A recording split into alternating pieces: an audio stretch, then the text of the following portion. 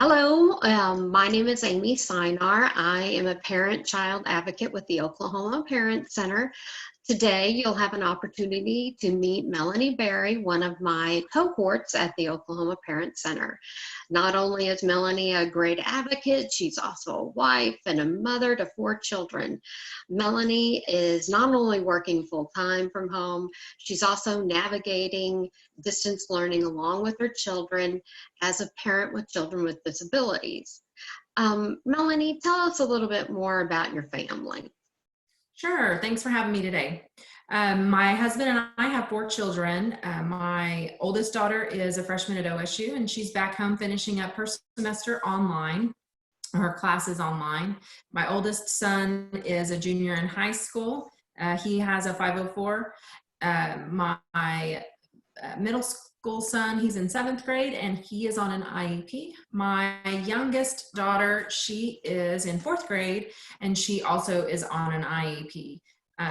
My girls and I are dyslexic, and all 4 of my children and myself are all ADHD. And so the ADHD poses an issue for all of the children, and the reading issues definitely cause some extra educational deficits, issues, areas. I mean, it's really our superpower, I think, but definitely we need extra help in school. My girls do when it comes to their reading needs. Mhm. This is the second week of distance learning. You are navigating your children's unique needs through special education as well. Tell me about the obstacles that you have encountered over the last few weeks. Well, first off, I want to say that our school district really did put out a really good distance learning plan.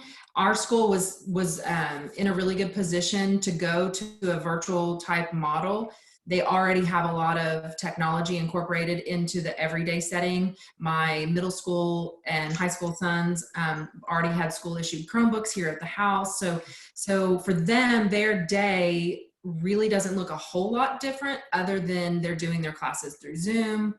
They meet with 2 classes a day, Monday through Thursday. They have assignments weekly, is kind of what the distance learning model is for them.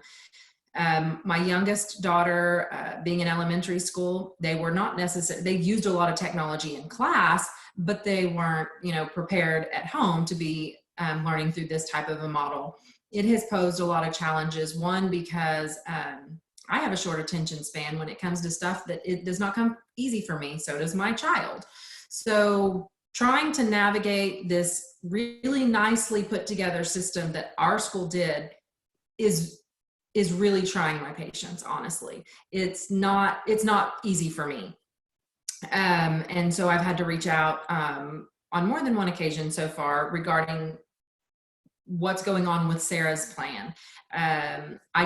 We had a hiccup with my older son, but I came back down to the root of that issue was, again, me not understanding the directions that were sent or the plan that was sent for the high schoolers. So we've had some issues. Today has been a really, really challenging day, but we're working through them. And when it comes to Sarah, really just each day, we've not had one day yet that we've done the distance learning model for her correctly. So maybe by the last week we'll have it down. So that's how it's going in our house so far on week 2. Right. So as you had said, it sounds like your family has experienced a few hiccups during the distance learning period. Tell me, how helpful has your school district been communicating with you to help overcome some of those issues that you and your family have encountered? Well, overall, the communication from our district has been fantastic. On the other side of that, it's also been extremely overwhelming. But I understand why we're getting so much communication. And so again, I appreciate it. It just takes this mom a little while to go through it, process it. I'm not always processing it correctly, clearly. But so like with my older son, I misunderstood from the get-go the expectation of what they had for high school students. And basically I inflated what the expectation was tenfold and told my son, I expect you to do this, get it done. And then when he started his distance learning on the first day and was hearing from his teachers, that doesn't sound like what my mom said. Anyway, it caused this confusion. Finally, by Friday night, we had slight meltdowns. And so after communicating over the weekend with one of his teachers, and then first thing Monday morning, his principal reached out to the email. I had sent an email. He reached out, called me, and clarified where I was wrong. And I was able to get, get a better understanding. And so we started with him, my oldest son, we were able to start this week off by taking a deep breath and realizing last week is over. This is how it's supposed to be, and getting on. And his attitude has been so much better. It's been a better week for him, thankfully. And I've been able to take a breath when it comes to him. He's off and running. My middle school son, he doesn't really need much, he doesn't have much support at school. He's on monitoring, and his special education teacher, who is fantastic, has emailed me at least once a week and just asking how are things going. Is there anything she can do? She's been fantastic. We've not had any issues there, at least that I know of yet. Now, that's not to say in 2 weeks we might realize we're not doing things right, because that very well could happen too. With my youngest daughter, that's been the biggest challenge. And today has been the roughest day. And so I emailed her team, her IEP team, and just said, you know what, I have been trying to shove her into the box that was presented for all students, when that's not even the way her typical day is at school anyway. We need to come up with an individual plan for her. What can we do? I think we even need to change the way we're doing the technology for her. I probably wasn't as nice and calm in my email, but at the same time, was able to let them know that I don't hold them accountable. And I know this is not their fault. This isn't of their doing. That I started out by saying, I am letting you guys know I'm frustrated because I'm overwhelmed. So I let them know that from the get-go. However, that being said, within 30 minutes, two of the team members had already emailed me and said, here's what we can, this is what we can start by doing. Let's set up a time that we can all meet and figure out what the plan is, or what's the best plan.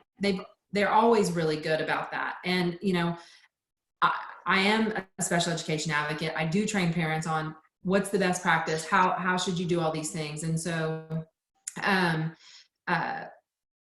I don't always, I'm an emotional being. I am her mom, and I want the best for her. And so I don't always have the best initial response. I think that my school district knows me well enough by now to know that my tact may not always be the best, no matter how much I preach it to other families.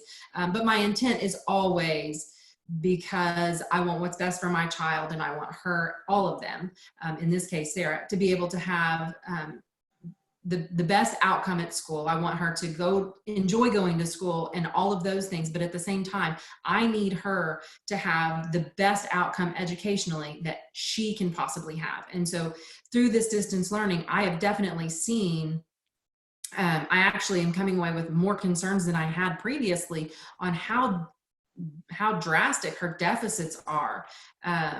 But I'll take that information back with me when we do get back to a normal setting and just say, hey, here's what I saw. Here's what I experienced when I was helping her through distance learning. What can we as a team do to work on these things? What do we need to add services? Do we need to do something different? Or do they need to just say, nope, we just need to, let's see, let's monitor things. Let's look, like we'll discuss it as a team later. But I'm definitely seeing some things, from the side of her disabilities as to, wow, she's a little bit, her deficits are a little more deep than I realized.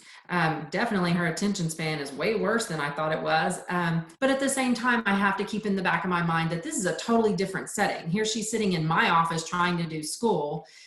when she would really be sitting in a comfortable chair at her desk at school or even on the floor and things like that. And so that's actually one of the things that that the response from her principal was so fast in my email earlier today was, let's get her a Chromebook from school instead of sitting at the desk in your office. That's probably that's a really good first step. So collaboration among your child's IEP team is really, really, really important in this time.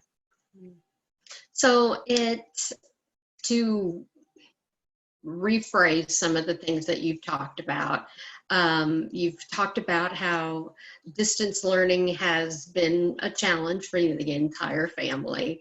You have been very candid about your ADHD and dyslexia and working towards manipulating the technology that needs to which is a part of the distance learning model for your particular district.